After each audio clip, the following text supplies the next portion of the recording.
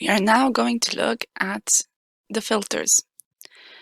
In Power BI, the filters are in the filter pane here, and we can do different types of filters for the page, for all the pages, or just on a specific visual.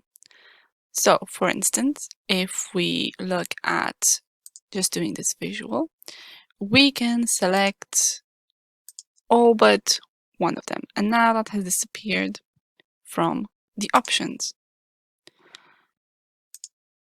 We can also look at applying a filter to the whole page so that only new business is shown. And again, everything has changed and it only displays new business. And finally, we can try and apply a filter to all of the pages.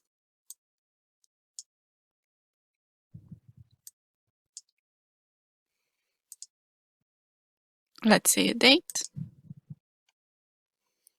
And let's say it's in the last 3 years only. We applied the filter.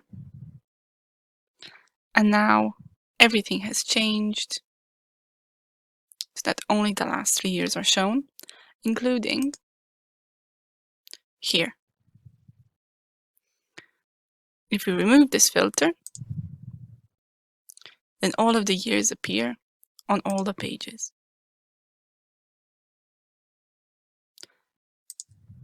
And that is how you apply a filter.